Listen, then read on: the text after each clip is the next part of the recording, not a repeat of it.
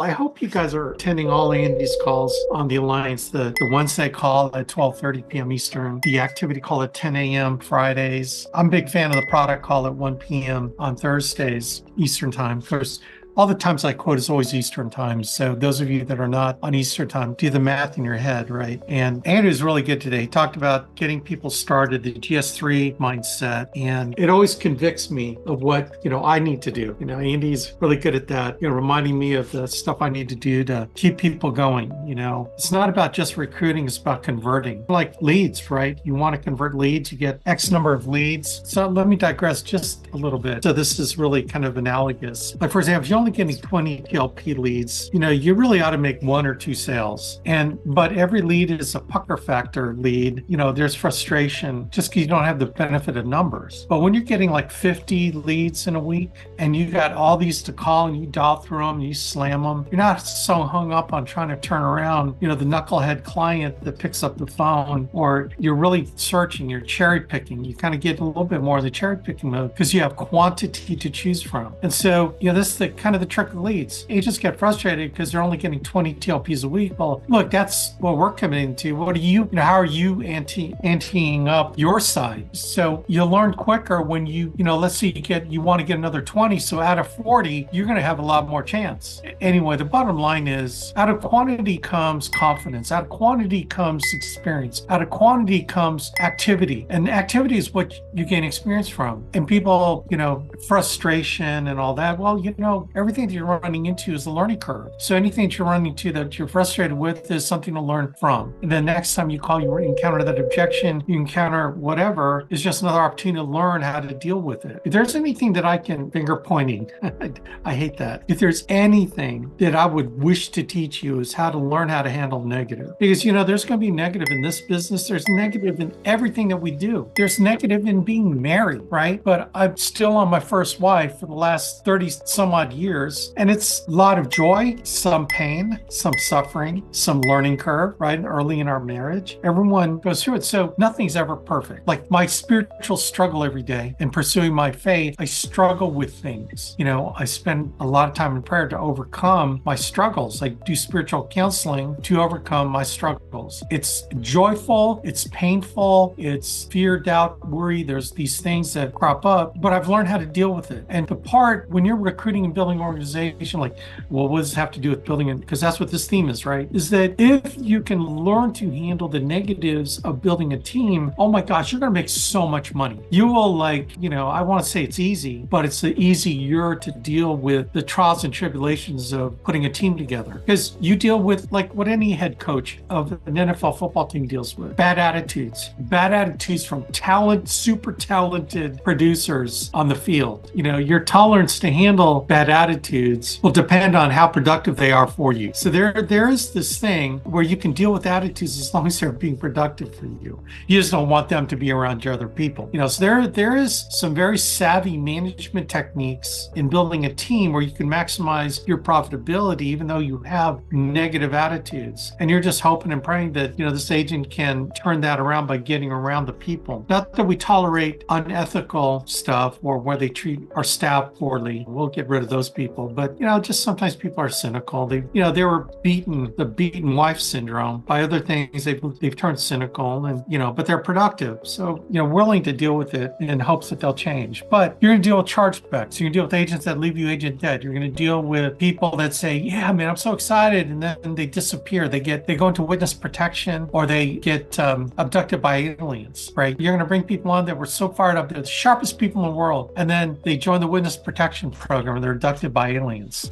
You don't know what happened to them. That's just part of it. And so don't get depressed, dude. Seriously, when I got married, it was for the long haul. In the Catholic faith, we desire to be married to our first wife, our first husband. That's, married for life. Look, situations are such that, maybe it doesn't work out and get an annulment because it wasn't a spiritual union, etc. I'm not going to debate that. Bottom line is you take a vow that you're going to work through whatever you need to work through to keep your sacramental vow together. together. Well, treat your business like that. When you decide that you're going to build an agency, if you treat it with the same intention that you treat your marriage, and actually marriage, I'm probably only talking to 50% of the people. So let me get off that analogy. Parenthood. When you have a child, your child can't choose their parents, but you choose to be a parent, maybe accidentally.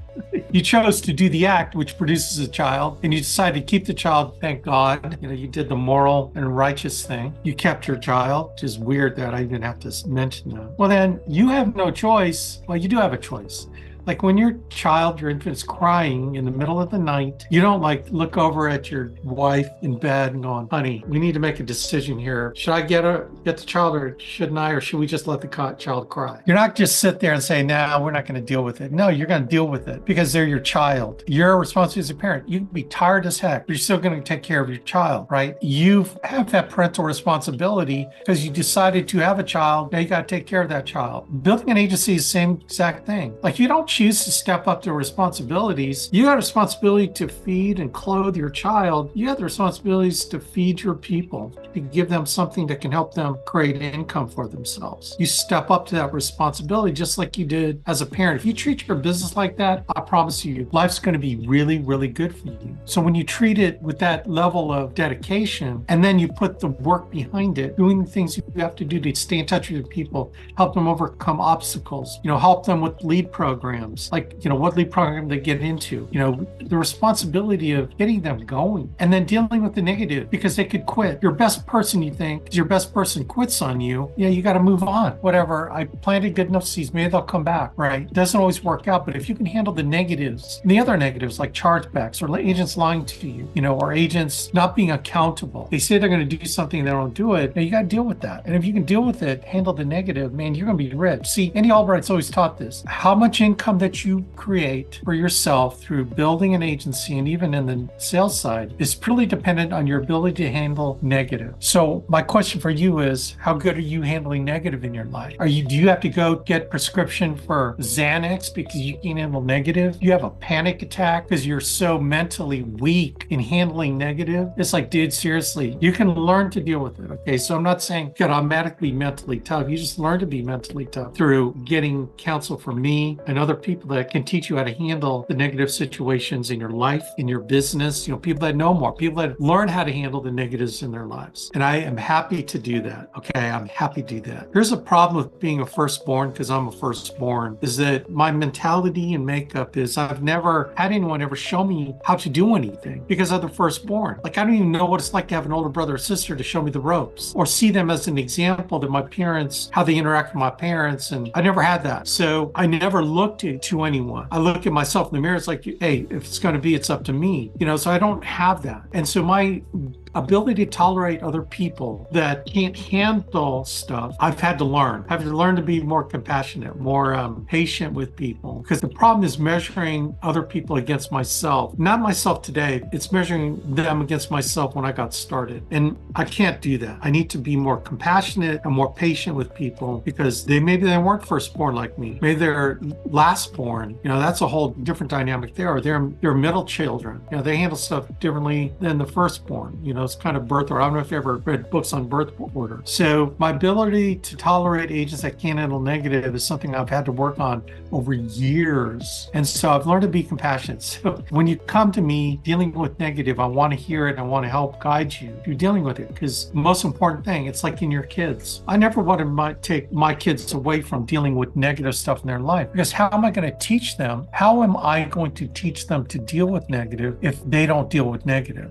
Woe to the parent who tries to take away those learning opportunities from their children, want to do everything for their children because they want them to suffer the pain of failure. It's like, dudes, you got to give them every chance to fail and then teach them how to deal with it, right? I think that's one of the most important things we've ever taught our kids. They're not like the kids out there that hang themselves over the littlest thing that cause them to be depressed and whatever. Yeah, depression's a real thing. I'm not saying it isn't. There's ways to deal with it. But on the first thing that's tough, they start shrinking like a leaf. It's like, man, their parents did not do a good job teaching them how to handle adversity. So I don't have much tolerance for parents that enable their kids to be wimps. That just drives me freaking crazy. Enablers. What does that have to do with building an agency? It's everything to do with building an agency, because you have to be the first one to deal with the negative so you can teach other people how to deal with the negative. And then you learn to deal with negative by checking upline to people that have dealt with negative. Once you learn how to deal with it, when you check with your upline, then you just do that. And then the next negative thing you don't know how to handle, check upline again with me, with your growing upline. Hey, Alex, how do I handle this? So there's a way to do that, by the way. So let me teach you the way to do it. The way to not do it is to call me and say, Alex,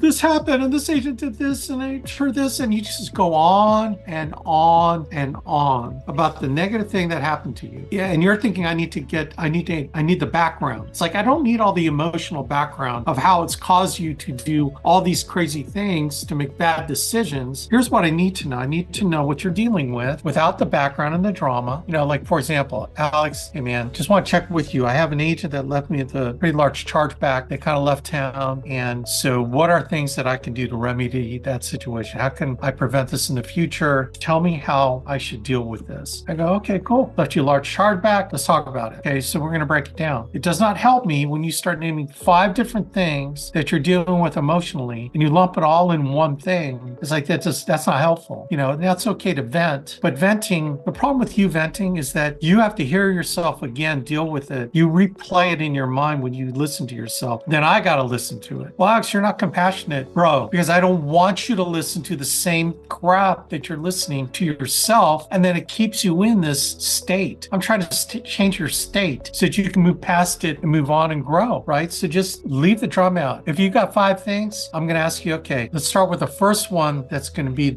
is the most impactful to you emotionally. Let's deal with that one first. And then you tell me the background, don't go into the drama, and then I'll say, okay, here, in my experience, this is what Andy Albright taught me. Then I will go into teaching you how to handle it. And then you go, oh, well, that's not that hard. It isn't. Now you know. You got it? Okay, repeat back to me what I just said. And you repeat back. It's like, well, I didn't exactly mean that. Let me clarify. I clarify, and then I'll say, okay, now repeat back to me what I said. You tell me, it's like, perfect. You got it. So let's check off number 1. Number 2, what's the second one? Well, the first one is the one that really, so the second, third, and fourth, and fifth one, not a big deal? No, it's not a big deal. Okay, I'm here. No, really. Gang, that's typically what happens. You're going to give me the first one that's the most emotional one. Then I get them out of the emotion. I change their state, get the emotion. Let's figure this out. Boom, let's put a game plan together. Boom. Okay, give me number 2. What happens is they lump everything together and they deal with everything in one big ball, one big aluminum ball, instead of just chipping away at the layers and pulling it back to what's the first one? Okay, what's the second one? What's the third one? When you deal with each one individually, they all aren't a big deal. But when you try to multiply them, when you lump them all together, it turns into this bomb that's affecting you emotionally. And what I need to do is separate things out so we can deal with each one. Alex, I can't afford to blah, blah, blah to make it out to the next conference. Well, you made all this money over this last 6 months. What'd you do with it? See, we start getting to like the real issues, when I start asking those questions, and it comes down to not planning your income and not planning the things that you need to do to build your business and not segmenting,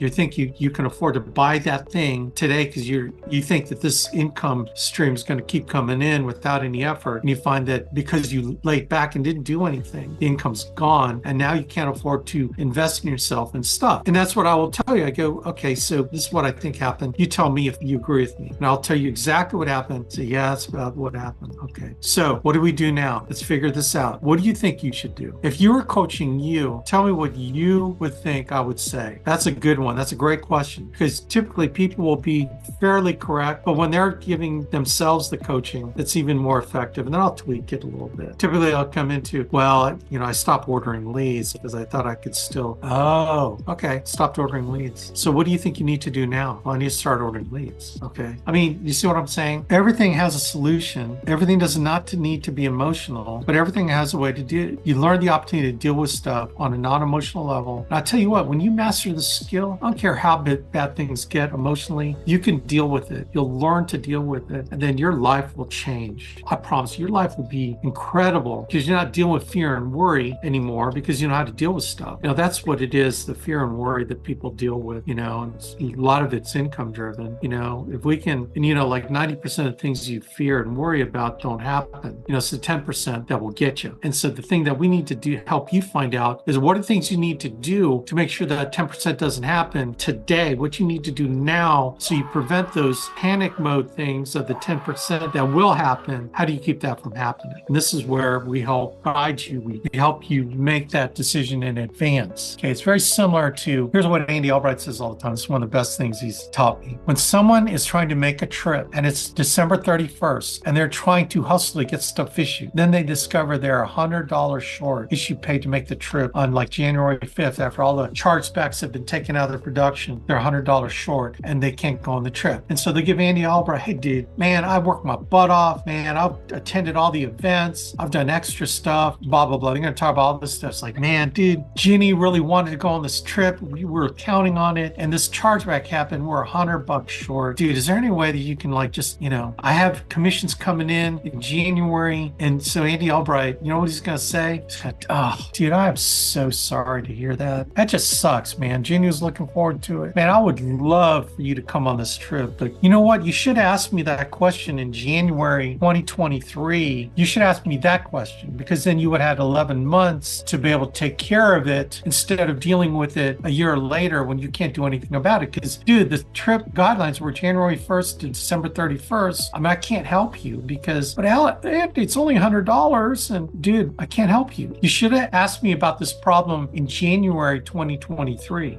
Andy, I wouldn't have had that problem in 2023. Exactly. You would have had 11 months to make sure you did enough issue paid so that any chargebacks that come out, you'll have more than enough to still qualify for the trip. I would have told you what to do then instead of going retro. You can't go back in time. Okay, so do you see? But Andy's being an asshole. He's not being compassionate. No, he's being compassionate because he's saying to you what you should have done before it became a problem, right? The key to building an agency, the key to being a leader is handling your own crap first. Not first, but you need to be the priority in dealing with your negatives so you can deal with your agent's negative. And I'm not saying don't hire people until you are able to deal with it. You hire people so you learn how to deal with it. It's not the chicken and the egg thing, man. You got to, the only way to learn how to sell insurance is by going out there and selling insurance. You can never be prepared up front to sell insurance. You can only be prepared so much, but the most important part of your learning how to sell insurance is after you're out in the field selling insurance. Same thing with recruiting and building an agency. But I'm telling you, the key component of being effective in building a team is leading yourself through the negative and learning how to handle that so you can handle every situation that comes up with your agents and your agency, because that's the thing that will hold you back, is learning how to deal with negative. Does anyone have any questions? I wasn't actually planning on talking about that. It just sort of something that came to mind. Does everyone kind of get what I'm saying? Is there any dissent or any protest or anybody? I mean, I'll open it, seriously, I'm opening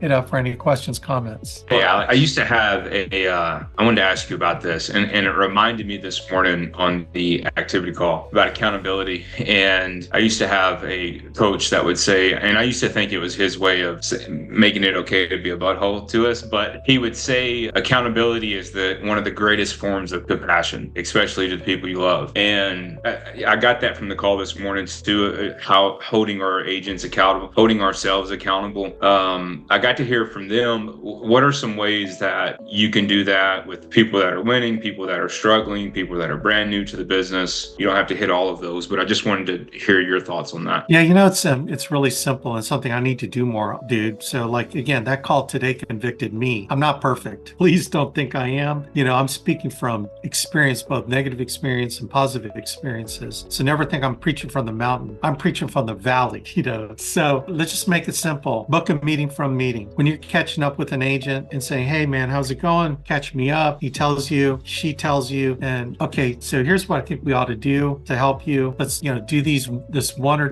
don't do 5 things. Good. Okay, here's what I think you need to do next. Why don't we catch up in a couple days? I'm going to put you on my calendar. Now let's catch up in a couple days and let's kind of see how that worked out for you.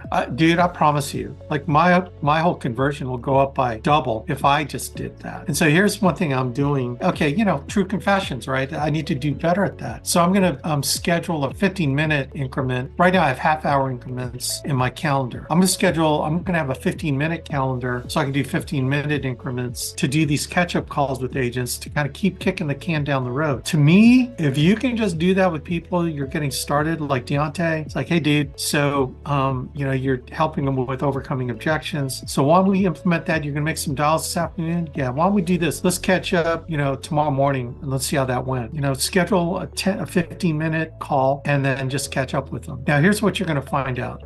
The people that don't like that accountability will not book the call, or they'll no-show you. That tells you a lot. Like it's sort of 911. It's like, hey, dude, what happened to you? And a lot of it is emotional. It's like, man, I didn't feel worthy. You're so busy. I get that kind of stuff. And it's like, dude, come on, man, I'm here for you. That's why let's get together. And you can just reach out to them if they don't, whatever. If you can do that, because this is the essence of starting to build a relationship. I need to do that with you more, right? Book me from a meeting, not just let you, hey, book my calendar next week. No, we need to find a time. When are we going to get together again? That's the best, and then, or give them something to do and then let's catch up. How about let's do it Thursday, you free Thursday, and then you book your own calendar on your phone. While we catch up, I'll give you a call, boom. If there's anything that you guys and gals on this call, if that's the only thing you do, I promise you, your building experience will be so much better. You're going to get production, or you're going to get people down the road because you care enough to catch up with 10, 15 minutes. That's all it takes to check in on them, catch up. Hey, maybe you could handle it this way, boom, boom, boom, little minor coaching things, little tweaks, and then send them on their way to come back again. Like if that's all you ever do, I don't care how new you are here, you got it, okay? You'll learn how to coach people up depending on what their situation is. And if you don't, then get with me and then I can coach you up on how to handle your people. Does that make sense, Jonathan? It does, thank you. Yeah, it's kind of like, when's the next time you're going to talk to your wife about, is our spiritual life on track? And what do we need to do as a couple to enhance our relationship? Let's go do something together without our children. It's amazing how unaccountable we are with our own spouses and our own children, let alone your agents. Okay. So, this is all this stuff is good parenting and marriage advice, right? For myself as well. When's the next time you're going to talk and have coffee with your wife to just talk about how things are going in your lives? How many people have set up times to do that? I'm like, I'm talking to me. Okay. I am talking to me. This guy needs to hear what I'm saying, right? Anyway, great question, dude. I love that question. And I've heard a lot. I'm never going to say I heard it all, but I've heard most things that people deal with, so I can help in most situations. I'm not here to be a psychologist. I can't prescribe medication. Okay. I can understand and empathize and then help you with what I've learned from Andy Albright and other mentors I've had in my life and how to deal with stuff. So don't be afraid to bring stuff up. I think the ultimate in being teachable and accountable is being submissive to someone who knows more than you. Submit the ego to someone who wants to help you. If you can submit your ego to someone who wants to help you, you'll be wealthy in so many ways, not just